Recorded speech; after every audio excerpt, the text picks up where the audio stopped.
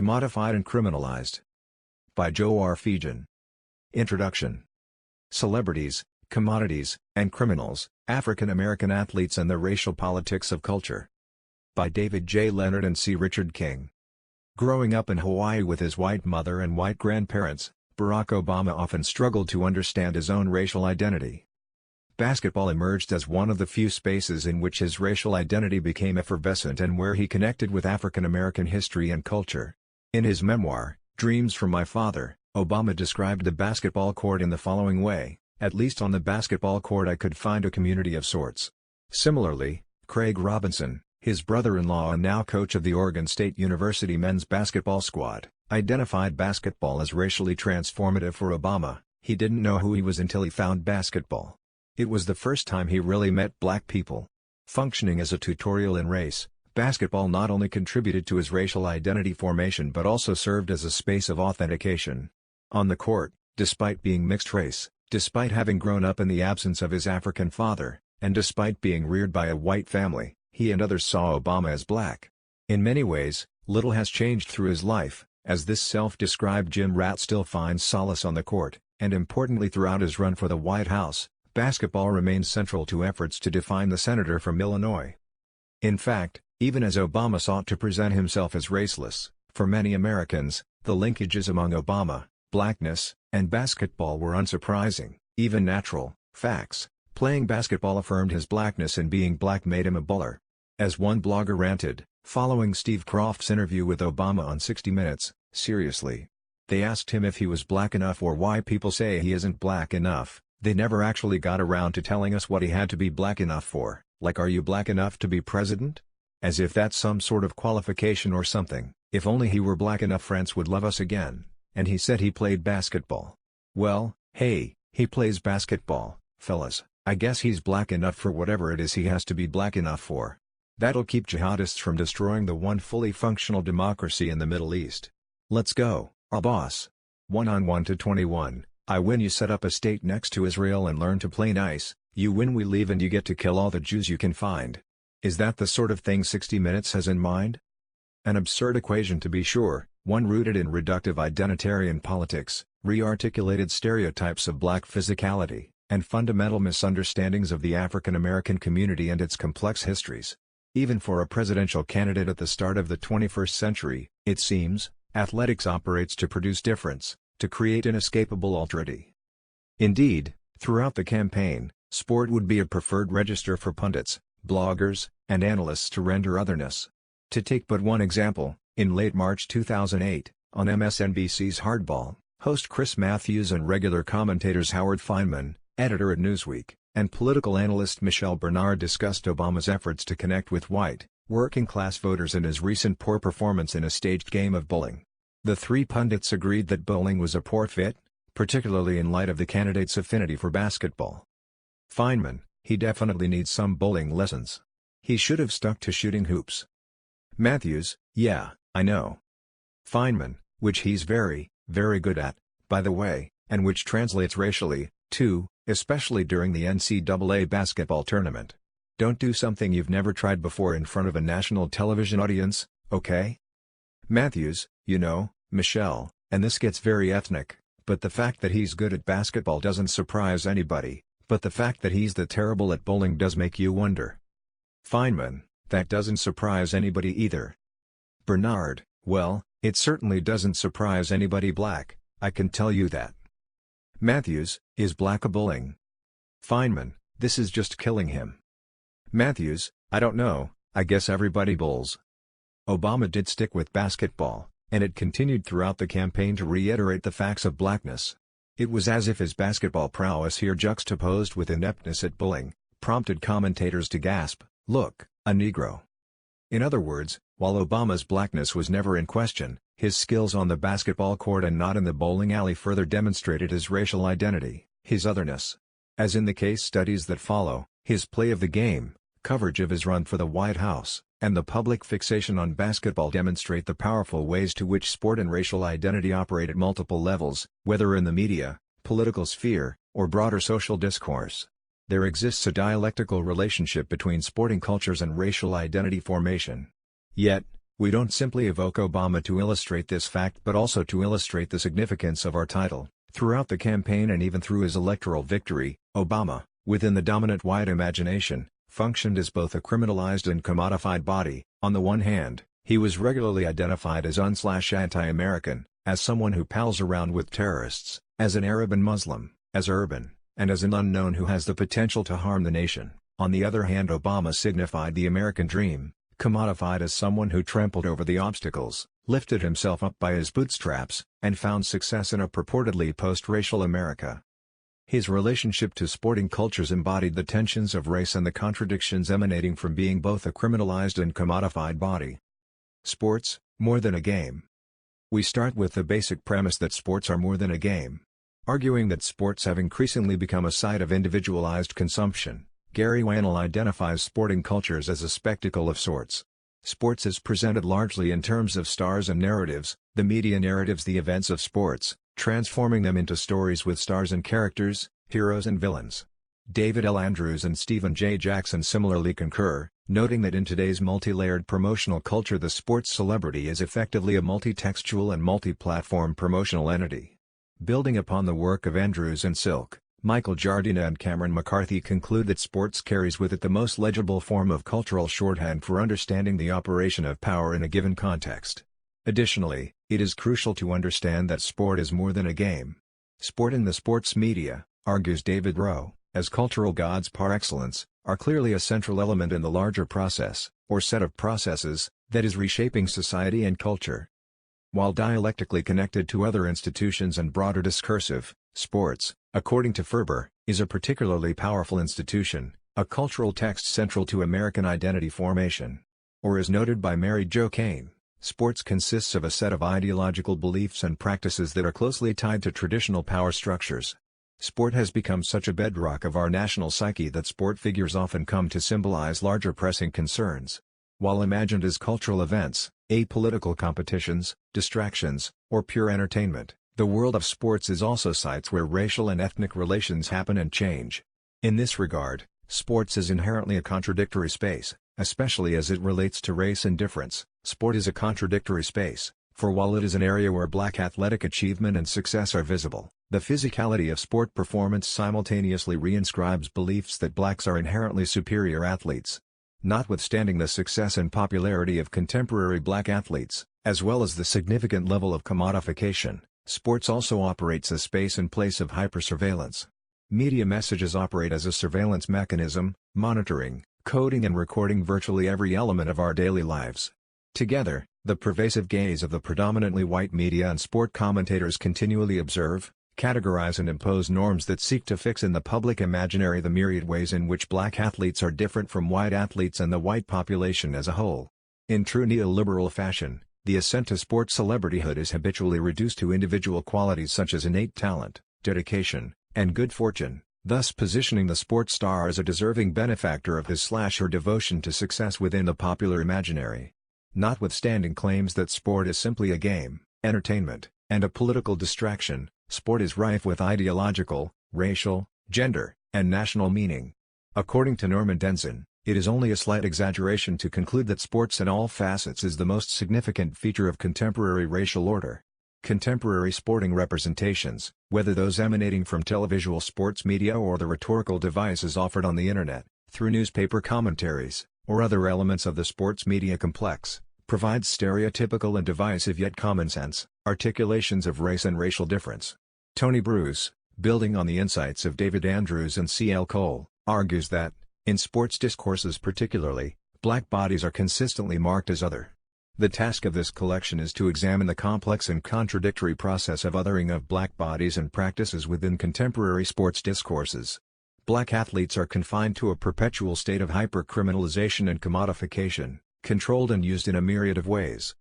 To fully understand the textual and contextual meaning of contemporary sporting figures and cultures, race, as well as gender, nationality, and sexuality, must serve as a primary locus of examination, providing an entryway toward comprehension and exploration of sports at its new racist crossroads in the 21st century. This collection, while bringing together chapters that reflect on a myriad of sports and contexts, across a spectrum of geographies, time, and discursive placement, reflects on several key themes and concepts, which together unifies the collection: color blindness, commodification, racialized, culture wars, criminalization, demonization, and globalization and new racism, especially in relationship to color blindness, neoliberalism, meritocracy, the American dream, and persistent inequality. New racism is anti-black racism. At its core, Commodified and Criminalized challenges claims of racial transcendence within sporting culture, demonstrating the ways in which race infects the textual/representational utterances, the context of fan reception, media culture, and the larger social, cultural, and economic landscape. The contributions to this collection unpack and trouble articulations of race and power central to dominant framings of black athletes today, idioms and ideologies that purport to be colorblind. As they clarify the shifting terms and terrain of anti-black racism, challenging the ways in which it finds expression in contemporary sports culture, they labor to illuminate the changing scope and foci of what Joe Fegan dubs the white racial frame. According to Fegan, the socially inherited racial frame is a comprehensive orienting structure, a toolkit that whites and others have long used to understand, interpret, and act in social settings. Inside the toolkit sit stereotypes, which Pica and Fegan describe as filters, straining out information inconsistent with the dominant racial frame and big-picture narratives that connect frame elements into historically oriented stories with morals that are especially important to white Americans. Fegan 2009, 13. Fegan's articulation of white racial framing offers a conceptualization of systematic racism that weaves together cognitive, interpretive, emotional, and practical elements as well as sights, sensations, sounds, and even smells, imprinting individuals with a shared lens through which they organize and act upon the world around them through stereotypes, metaphors, images, emotions, and inclinations. It orbits around white actors and actions, applauds white ways of thinking and being, and embraces whiteness as the standard or norm and the superior or exception. At the same time, it conceives of non-whites as supplemental, alien, and transgressive, dismisses non-white achievements as substandard, deviant, and inconsequential, and implements projects intent to probe, problematize, and police non-white communities for their purported inferiority, deviance, and inhumanity. Today, as the contributions attest, the white racial frame reconciles the fundamental contradiction of contemporary multiracial democracies, even as colorblindness works to de-emphasize race, multiculturalism celebrates difference, and neoliberalism extols opportunity, equality, and individual effort. Racial inequalities and hierarchies are as perverse and pervasive as they were at the height of the freedom struggles. Importantly, to achieve this mediation in a mass-mediated world, the white racial frame has split, fostering a shift in public conversations about and conventions surrounding racial difference, social relations, and personal identities. Overt expressions of anti-black racism, once common and acceptable, have largely receded from an increasingly multicultural public culture, yet it thrives in new forms, especially in all-white spaces. Joe Fegan and Leslie Houts-Pica contend that the changing moralities and mannerisms emergent in the wake of the civil rights movement have created a two-faced racism, which condones distinct renderings of racial difference in distinct social settings, namely public, front stage, and private, backstage. A telling example of the persistence of anti-black racism and the shifting norms for its expression can be glimpsed in Don Imus's description of the Rutgers women's basketball team as nappy-headed hoss and the condemnation rained down upon it. He affirmed the prevalence of racist sentiments, the thin membrane between public and private, the limits of acceptable, and the white privilege of using black forms of expression. Moreover, the assembled essays here illustrated the blurry and ambiguous lines between the front stage and backstage within sporting culture, given the ways in which biological arguments of racial difference, tropes of black criminality, and expression of racial hatred manifest themselves within online sports chats. Yet, whether looking at public or private expressions of anti-black racism within a sporting context, the contributors here highlight both the fluidity as well as the dialects in that both the front stage, the commodified, and the backstage, the criminalized, feed off one another and jointly reduce black bodies to object of desire and disdain or simply another to be controlled. Writing about the experiences of the Williams sisters in general and more specifically the racialized heckling directed at Serena Williams's 2001 match, Delia Douglas highlights another novel dimension of anti-black racism. In the absence of spectacular acts of discrimination, no harm was seen to have been done. Henry Giroux too argues against prevailing assessments of the declining or diminishing significance of race, stressing instead its fluidity, its contradictions, its metamorphosis, and the ubiquity of denials of the importance of race since the dawn of the civil rights movement. The importance of race and the enduring fact of racism are relegated to the dustbin of history at a time in American life when the discourses of race and the spectacle of racial representation saturate the dominant media and public life, writes Giroux. The politics of the color line and representations of race have become far more subtle and complicated than they were in the Jim Crow era. More broadly, Giroux identifies the specific dimensions of new racism in the following way: unlike the old racism, which defined racial difference in terms of fixed biological categories organized hierarchically, the new racism operates in various guises, proclaiming among other things race neutrality, asserting culture as a market of racial difference, or making race as a private matter. Unlike the crude racism with its biological reference and pseudo-scientific legitimizations, buttressing its appeal to white racial superiority, the new racism cynically recodes itself within the vocabulary of the civil rights movement. Amy Elizabeth Ansell similarly focused on the ways in which cultural differences mark and rationalize the existence of inequality. It is a form of racism that utilizes themes related to culture and nation as a replacement for the now discredited biological reference of the old racism. It is concerned less with notions of racial superiority in the narrow sense than with the alleged threat people of color pose, either because of their mere presence or because of their demand for special privileges to economic, socio-political, and cultural vitality of the dominant, white, society. It is, in short, a new form of racism that operates with the category of race. It is a new form of exclusionary politics that operates indirectly and in stealth via the rhetorical inclusion of people of color and the sanitized nature of its racist appeal. Whereas biological explanations guided past debates on race, current configurations focus on cultural attributes and personal choices. The sports media is a particularly powerful institution in the dissemination of arguments that contribute to a hegemony of cultural racism. According to Ben Carrington and Ian MacDonald, cultural racism posits that although different ethnic groups or races may not exist in a hierarchical biological relationship, they are nevertheless culturally distinct, each group having their own incompatible lifestyles, customs and ways of seeing the world. Similarly, Nancy Spencer concludes, cultural racism is thus predicated on an understanding of culture as a whole way of life and has implications for racism in sport. Our efforts here go to illustrate how these stereotypes and big-picture narratives play out within contemporary sporting discourses, literally on the bodies of black athletes, elucidating how the dominant racial, anti-black, frame guides both the consumption and demonization of black athletes and in turn structures, white, events and performances outside the arena of sports. Commodification amid demonization.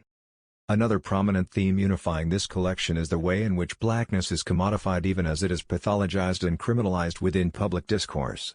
New racism, although articulating dominant white narratives and stereotypes, is equally defined by the consumption and celebration of commodified blackness.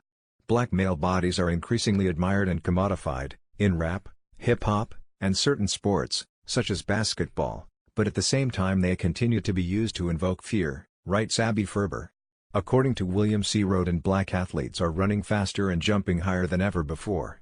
They earn more money in one season than their predecessors earned during their entire career. Such contemporary African American athletes like LeBron James, Michael Vick, and Tiger Woods are worshipped almost as gods. At a time when the number of black males attending college is increasing at a slower rate than the number being incarcerated, young black men with stellar athletic ability are still hotly pursued, coddled, and showered with gifts and promises to attend major colleges and universities. Black faces and black bodies are used to sell everything from clothing to deodorant and soft drinks. Their gestures, colorful language, and overall style are used by Madison Avenue to project the feel and fashion of inner-city America to an eager global marketplace. They're the stealth ambassadors of hip-hop culture and capitalism, bridges between the street and the mainstream. Amid the shrinking opportunities afforded to African American youth, alongside clear messages about the path to desired black masculinity, black youth are pushed into a sports world where the possibility of striking it rich leads to a win-at-all-costs attitude. Robin D.G. Kelly argues that African American youth participate in sports or engage in other cultural practices as an attempt to resist or negotiate the inherent contradictions of post-industrial American capitalism. Patricia Hill Collins describes this process in the following terms: recognizing that black culture was a marketable commodity, they put it up for sale, selling an essentialized black culture that white youth could emulate yet never own. The message was clear: the world may be against us, but we are here and we intend to get paid. Collins notes further that the process of commodification is not simply about selling an essentialized black culture, but rather a particular construction of blackness that has proven beneficial to white owners. Athletes and criminals alike are profitable, not for the vast majority of African American men, but for people who own the teams, control the media, provide food, clothing and telephone services, and who consume seemingly endless images of pimps, hustlers, rapists, and felons. The commodification of black athletes is not simply about generating profit, but it also functions as an ideological and discursive commodity used to sell the American dream and colorblindness in post-civil rights America. They underscore the assumption that we now live in a colorblind nation and that racism is a thing of the past, writes Abby Ferber. Any inequality is now seen as the result of natural and cultural differences of African Americans' own poor choices. Although the construction of black masculinity has remained virtually unchanged from slavery through the present, it has been malleable enough to reinforce both old and new racism. More bluntly, Yusman, with his polemical challenge to those who see white consumption of hip-hop as having anti-racist possibilities, concludes that the commodification of blackness, whether athletes or musicians, allows whites to contain their fears and animosities toward blacks through rituals not of ridicule, as in the previous eras, but of adoration, which nonetheless is still a manifestation of white supremacy. More significantly, in regard to sports, public figures and sports stars of color are commodified as evidence of the hegemony of color blindness, as the necessary evidence for a post-race place in American society.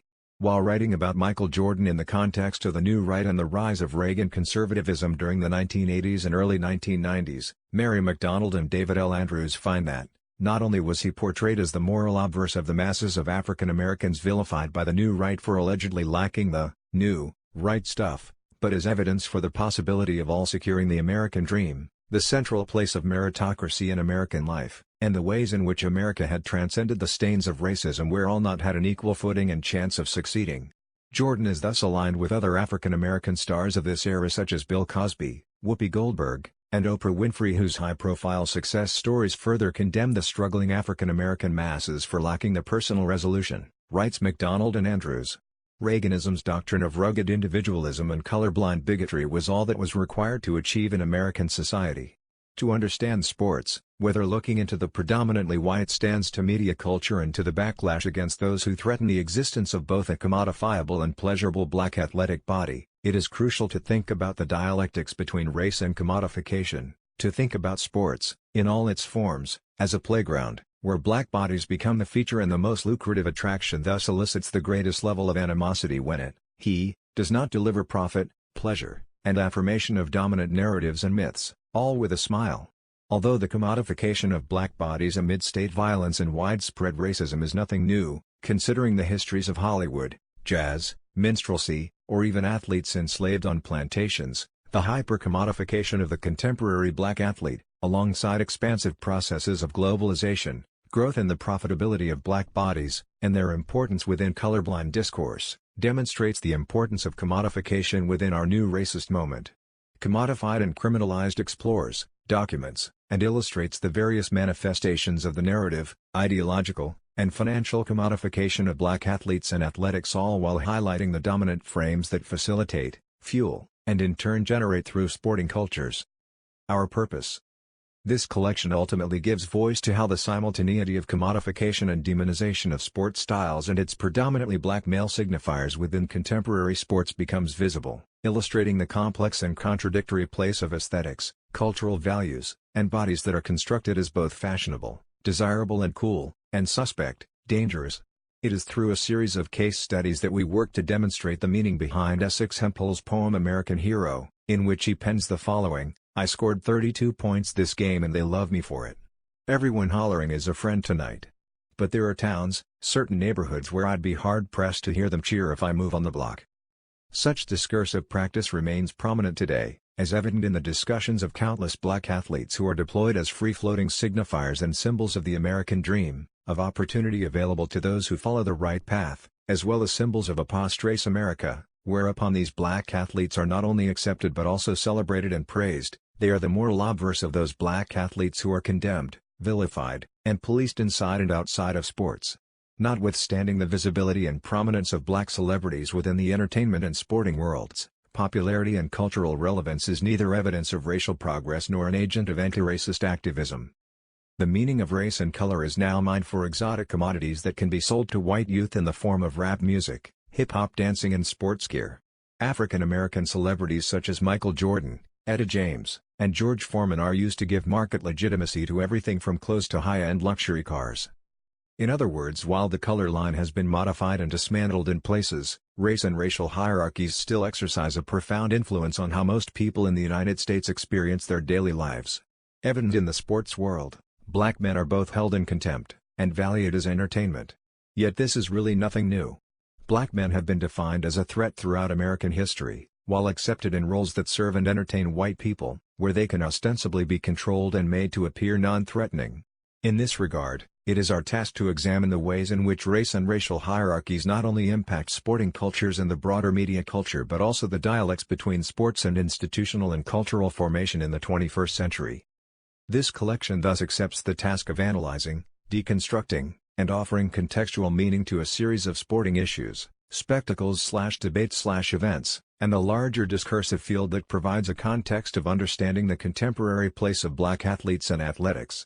Given the importance of sports within American culture and its existence as one of the few places in American society where there is a consistent racial discourse, gender as well, it is crucial that we offer critical, in the moment, yet accessible scholarship that reflects on the current cultural significance of American professional basketball.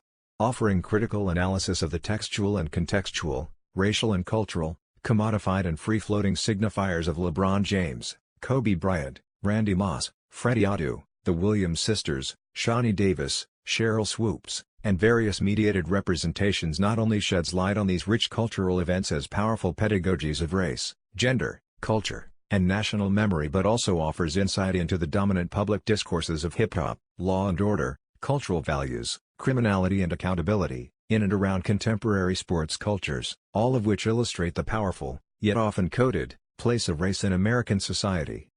A note on the contents. What binds together the chapters within this collection, irrespective of the sports/athletes discussed, the popularity or lack thereof of particular athletes, the theoretical arguments, and the specific points of discussion is the ways in which anti-black racism penetrates, infects, and defines American sports culture.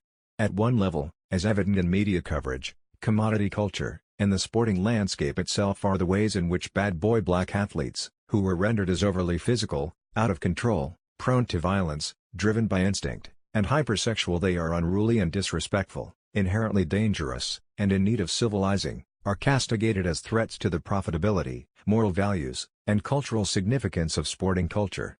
Their bodies and performative actions are routinely scapegoated and demonized, and in turn are subjected to discipline and punishment for the good of the game and society. At another level, black athletes, who are perceived as controlled by white males and are defined as the good blacks, are not only praised and celebrated as a financial windfall but praised as evident of our post-racial moment. In the context of persistent inequality and poverty, a racially based system of mass incarceration, and other forms of systemic discrimination, the visibility and presumed acceptance, and financial compensation, of black athletes represents a hegemonic counter-argument to claims of anti-black racism. This is where black exceptionalism comes in. Highly visible examples of black success are critical to the maintenance of a racial caste system in the era of colorblindness, writes Michelle Alexander in The New Jim Crow.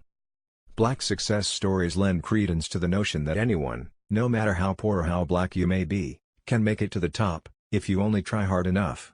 These stories prove that race is no longer relevant. That is, their purported personal and financial successes overshadows the realities of segregated schools, police brutality, unemployment, and the white supremacist criminal justice system. The deployment of evidence that purports to affirm colorblindness erases those many institutions and occurrences that demonstrate the continued relevance of race. Worse yet, as illustrated through the essays included here, the contemporary discourse not only erases present-day inequities and persistent color lines but also facilitates, naturalizes, and justifies contemporary racism and white privilege. Both denying and reaffirming the relevance of race, all while maintaining a facade of colorblindness, contemporary sporting culture exists as a powerful vehicle of our racial status quo. The collection thus provides a context to understand the dominant white racial frame/anti-black frame within contemporary sports culture while also illustrating the importance of talking about the rhetorical devices and ideological pronouncements that define our world of sports. It represents an effort to bring together scholars who offer a counterframe, one that demonstrates that race is indeed relevant inside and outside of sports. In recent years, the NBA black body becomes a stand-in for broader discussion of race, In a sense, the black NBA baller has come to embody the essentialized black subject within the white imagination. Discussing the media coverage of Latrell Sprewell's conflict with then-coach P.J. Carlesimo, Linda Tucker argues that the media consistently represented the incident in ways that vilified Sprewell through the use of derogatory images of black men. Moreover, Sarah Bennett Weiser concludes that the NBA exploits and makes exotic the racist discourse of the black menace even as it domesticates this cultural figure. Not surprisingly, much of existing literature dealing with race in sports focuses on basketball. Linda Tucker argues that it is not surprising how central race/blackness is to NBA discourse, and more revealing is how central the NBA's racialized discourse is to broader discussions of race inside and outside of sporting cultures. In ways absent from other sports, then blackness, sexuality, and the physical and emotional vulnerability of the majority of players are stamped on the face of the game of basketball. Similarly, Jonathan Markovitz, in his discussion of the Kobe Bryant rape case, concludes that because NBA players are already at the center of an eroticized and racialized mass media spectacle, it is not surprising that allegations of sexual misconduct on the part of an NBA superstar should be immediately seized on and scrutinized for larger lessons about celebrity, gender, and racial conflict in American society. Given our focus on demonization and commodification, on the contradictory yet inevitable imagination of black athletes as both thugs and dollar signs, it is not surprising that several papers here touch upon, focus their attention on, the world of basketball. In fact, the inclusion of a disproportionate number of pieces focusing on basketball is purposeful not only because of the ubiquity of discursive interest on blackness within the NBA but also because of the ways in which those white racial frames that emanate from a basketball-specific discourse fuel and impact the representational and rhetorical field within other sports, and of course outside of sports as well. So while there is certainly a focus on race in the NBA, we also push the discourse beyond basketball, especially into the realm of individualized sports and those sports not associated with blackness but rather whiteness, with papers focusing on hockey, tennis, golf, and speed skating. Racial hostility and the continuing violence of everyday violence thus operate in distinct ways, depending on the demographics and history of a particular sport. Those sports imagined as white, as protected from the infiltration of bodies of color, facilitate racialized hostility and opposition in distinct ways. This expressed concern is part of a racial discourse that marks social boundaries of insider and outsider. Moreover, the disembodied position from which this notion is being asserted in one white racial power. Although it is not made explicit, the narrative assumes whiteness is constitutive of the norm in tennis, as in society. Venus and Serena's arrival and subsequent success on the tour challenged the prevailing social arrangements and cultural representations that have structured and promoted women's professional tennis as a white middle-class sport. In effect, their ascendance to the top of women's tennis had put the dominant, white, culture of tennis at risk. The primarily white audience, their white opponents, and the dominant media have struggled to deal with the unparalleled accomplishments of the Williams sisters. As such, the demonization and experienced racialized violence by athletes of color involved in those sports traditionally limited to the white middle class is unique or distinct from the discursive formulations experienced by black NBA or NFL stars. Black athletes who challenge white hegemony in hockey, speed skating, tennis, golf, mixed martial arts, and even car racing not only challenge hegemonic notions of race, difference, and identity but also contest by their mere presence the racial hierarchy, segmentation, and identity of these sports themselves. With these initial chapters, C.L. Cole and David Andrews, with their discussion of Tiger Woods, and Nancy Spencer, examining the racial discourse and the Williams sisters, elucidate the powerful and contradictory ways that blackness is deployed, represented, and contained within contemporary sporting discourse. Each illustrates the hegemony of anti-black racism and discourse surrounding commodified multiculturalism. These chapters foreground the central focus of the collection, providing a theoretical foundation for the collection. Collectively, they highlight the competing and often contradictory messages being disseminated through popular forms of sporting culture. We also include a postscript for each of these key works, not in so much as they are no longer relevant but rather that the arguments and analyses continue to evolve amid shifting contexts. For example, Nancy Spencer offers a discussion of Serena Williams' recent autobiography and more recent scholarship to enhance our understanding of the racial framing of 2001 Indian Wells tournament. Spencer's discussion demonstrates the ways in which black athletes, whether via new media or more traditional sources, are offering counter-narratives. Even with this postscript exploring recent events, the 2009 controversy involving Serena Williams at the U.S. Open is not included in the conversation, although the backlash and the focus on her menacing body is illustrative of Spencer's analysis. In the next section, Andrews, Mower, and Silk discuss the ghetto imagination within both the NBA and NFL. In Anoop Murpuri's discussion of Kobe Bryant and Lisa Guerrero's examination of LeBron James, we focus the reader's attention on both the familiar, in terms of athletes and issues surrounding race in basketball/football, and the commonplace within their collective emphasis on demonization. And while these works certainly build upon the literature, particularly the ubiquitous examination of Michael Jordan, these two works push the conversation in important ways. These works focus on the ways in which hyper-visible and globally popular black athletes represent a mediated racial body that bridges the gap between hip-hop and race neutrality and negotiates the tensions that result from hyper-commodification and hyper-demonization. In other words, whereas Jordan's success and popularity reflected his ability to function as a symbol of color blindness, James, Bryant, Anthony, and several black NFL stars have come to represent a new inscription of blackness. As part of their efforts to creatively manage their incontrovertible blackness, Andrews, Mower, and Silk, logics that have resulted amid a climate of post-industrialism and post-Fordism, the NBA and NFL have sought to capitalize and control the essential black athletic subject, pathological and presumably criminal. Exploring representations that emanate from the athletic signifiers of the leagues and their commercial enterprises, Andrews, Mower, and Silk argue that the contemporary black NFL and NBA stars have come to occupy a third space prefigured on a financially inspired and commercially engineered engagement with the discourses of urban blackness. Similarly, LeBron James, as evident by the wall-to-wall coverage of his impending pre-agency and fears and hopes for both the basketball teams and a city based upon his potential signing, is the most recent reworking of the black athlete as a commodity. In other words, James has come to embody a redemptive project for an explicitly black aesthetic within the league. The recent media speculation about and the panic resulting from his possible departure from Cleveland demonstrate his power as a source of hope for Cleveland, the NBA, and the American sports establishment. Lisa Guerrero rightly asks, why are today's black NBA players forced to negotiate the fickle ideological pressure that demands that they sell an illusion of a constructed black realness as long as they don't buy into it themselves? Even as the rest of America, and the world, does? They also demonstrate just how far, and how quickly, one young man from Akron, Ohio, has ascended to the heart of the tempest that is race and sports in America in the 21st century, a tempest that has made the path toward American racial redemption uncertain. Increasingly, that road to redemption has come to more closely resemble the road to perdition. On and off the court. Similarly, whereas Leonard's piece focuses specifically on the allegation of rape and media coverage that surrounded Bryant's legal troubles, Murpuri offers an examination that reveals the contradictions, and the relationship between those contradictions and capitalist formation, in Kobe Bryant's mediated representation.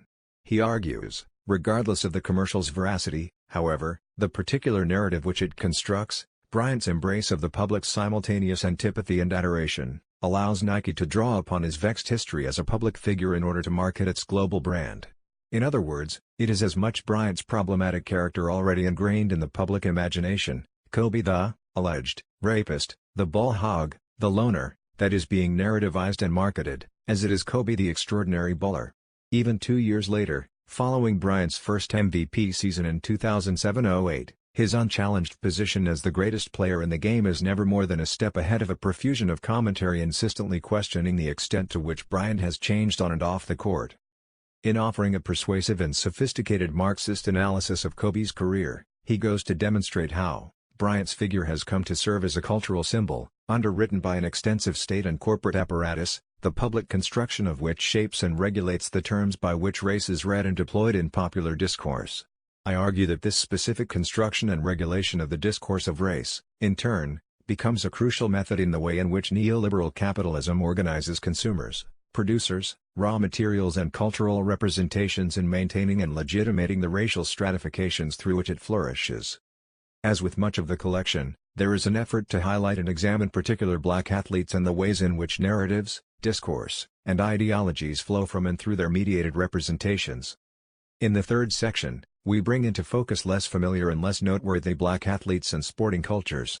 For different reasons, from the lack of popularity of particular sports, the perceived incompatibility of blackness and sports other than football and basketball, and the ways in which sport discourse render certain bodies, immigrant, women, queer, as uncommodifiable, and therefore undesirable, These athletes and sporting cultures have been rendered invisible.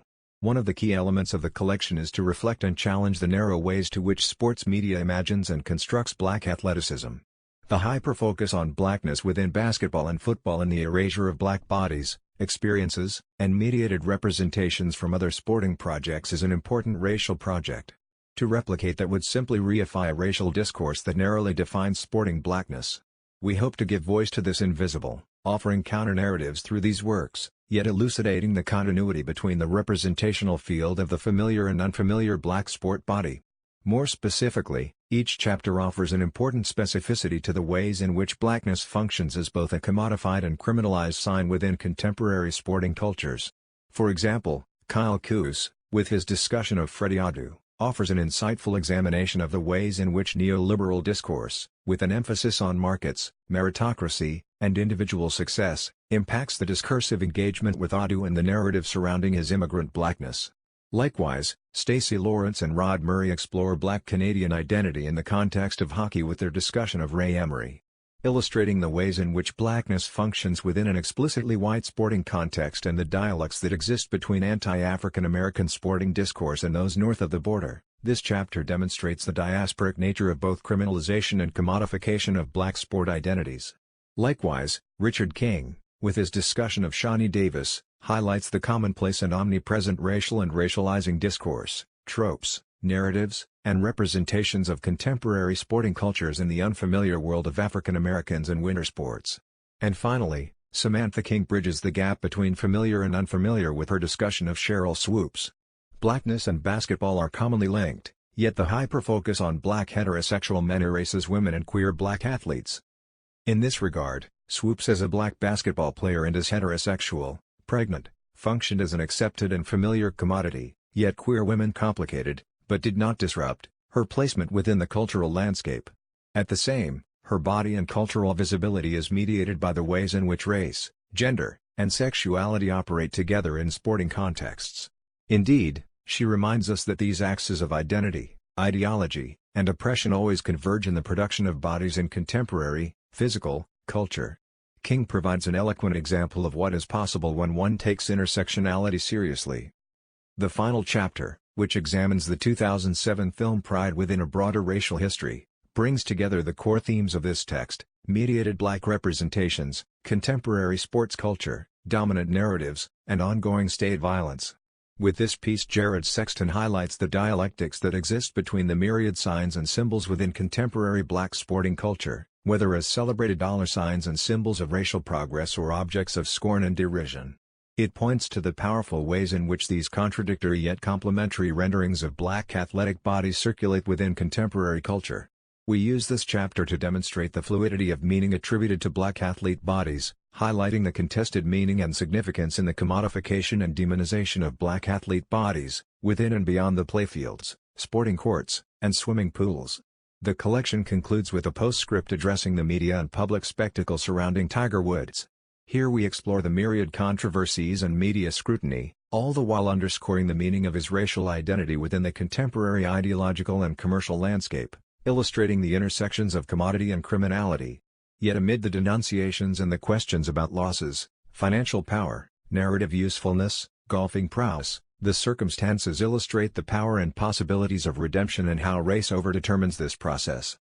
Together, the chapters contained within this collection are concerned with what we can learn about race, racism, and ongoing racial discourse through an examination of contemporary sporting cultures and black athletes. In this regard, contemporary black athletes and the discourse that regulates both consumptions and demonization represent a point of entry for discussions of new racism. Today, in their media, a great many whites tell themselves and others false and fabricated narratives of how this country was created, writes Joe Fegan. This collection examines these narratives and the corresponding frames, for example, colorblind, equality and justice, meritocracy, American dream. It pushes the existing discussion of race and sports beyond the playing fields, beyond the athletes, beyond the media narratives, and beyond the familiarized and hyper-commodified bodies to provide insight as to how sports fuels and interplays within new racism. This collection brings into the fold questions about national memory, collective/societal conversations, which bodies require surveillance and policing, racialization, celebrity, colorblind/race-based discourses, masculinity, global capitalism, and America's ongoing sport/hip-hop cultural/race war. With its focus on blackness and contemporary athletics, on commodification and demonization as central elements of new racism, Commodified and Criminalized not only builds on existing sports literature but also moves beyond these confines toward engagement and development with Black cultural studies and those scholars and discourses concerned with new racism and those scholars and discourses concerned with new racism and those scholars and discourses concerned with new racism and those scholars and discourses concerned with new racism and those scholars and discourses concerned with new racism and those scholars and